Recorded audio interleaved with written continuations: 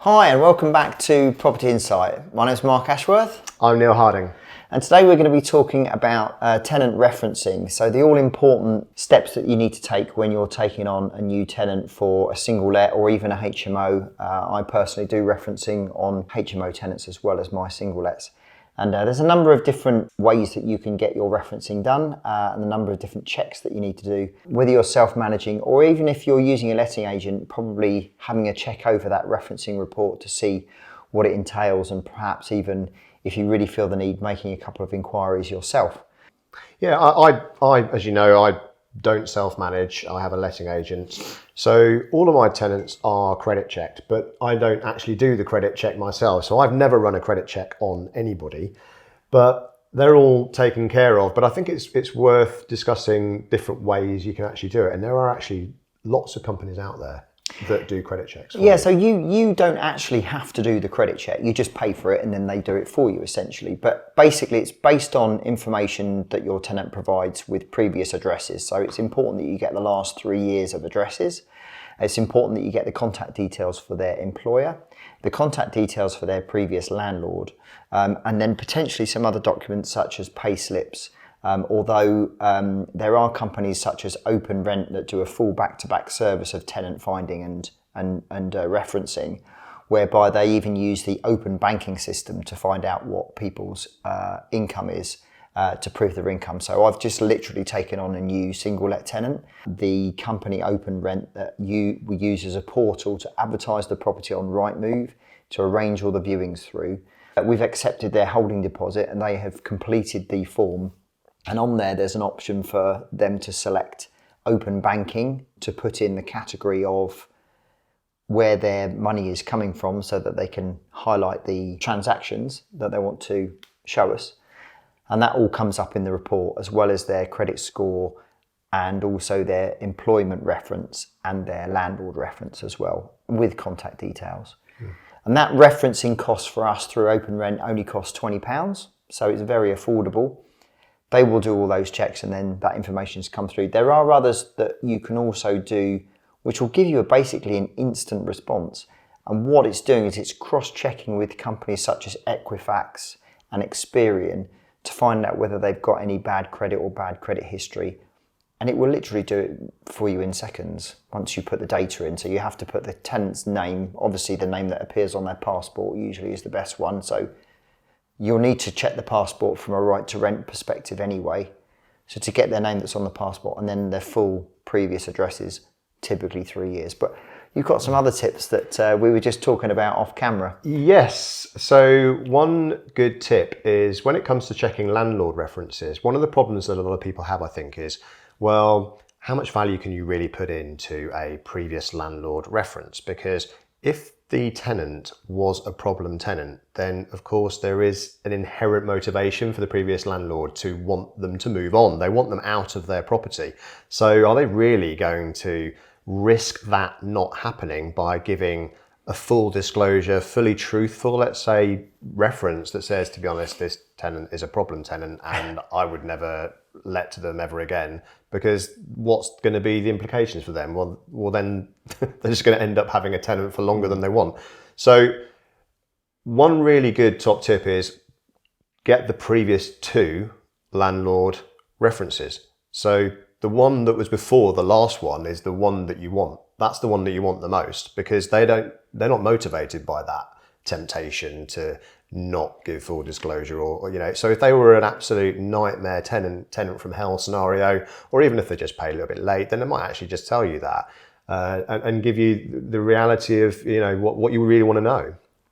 And obviously there are going to be situations where that isn't possible because there might be first-time renters, or that the previous place that may be that they've stayed in a HMO before and they're now looking to move into a flat that you may own.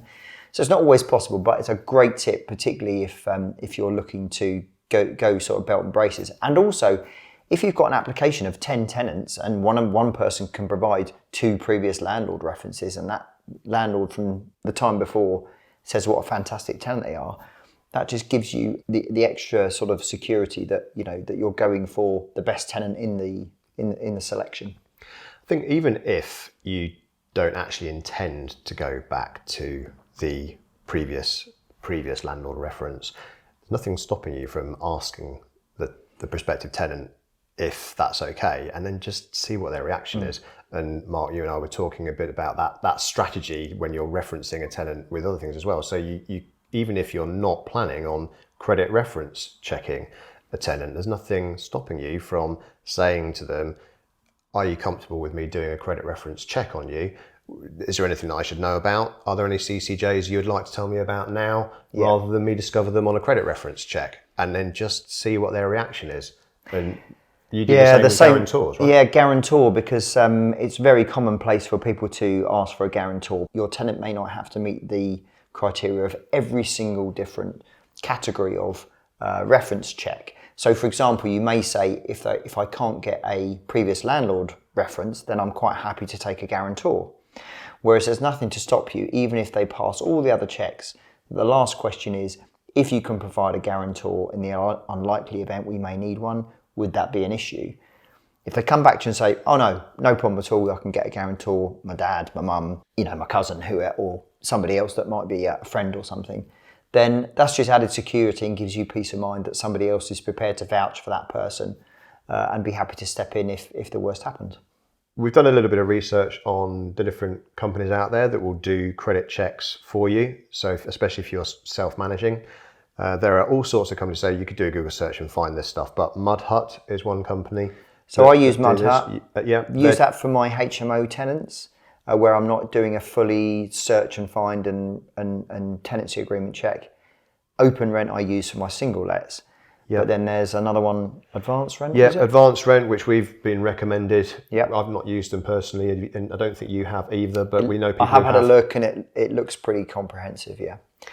And what sort of cost are we talking? Anything roughly? From as little as £6 up to 20. Right. And I think Open Rent, one quite good thing about Open Rent as well is that they will do not only the credit references for you, but they will also do the employment income check as well. So they might do the payslip check and call the employer and check that they are actually an employee where they say they are. I mean, the thing that you would usually ask for is for the tenant to provide the payslips, and most of the time these days they are digital, so they tend to get payslips. Gone are the days of the brown envelope on a Friday with the payslip in. They tend to be electronic, and you tend to be able to get those fairly easily from your employer.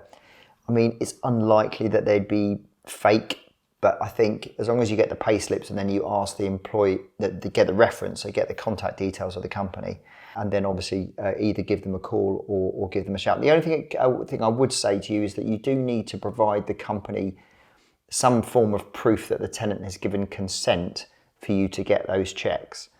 So that you'll need to get that from writing and a signature from your tenant if it's not built into your application process. And I think perhaps one last tip is that when it comes to doing credit checks, just be aware that if you do not do a credit check and credit reference the prospective tenant to show that they can afford the rent and they pass affordability checks, then it is incredibly difficult to then get landlord guarantee insurance. So if you're trying to get landlord rent guarantee insurance after the fact, after they've moved in, and then you didn't do a credit reference check, it's going to be really, really difficult to get a policy like that, because typically they will always insist that credit references were done before they moved in. Good. Well, we hope that you found that video insightful. And if you've got any comments or questions, just pop them in the comments below. And we look forward to seeing you on the next video.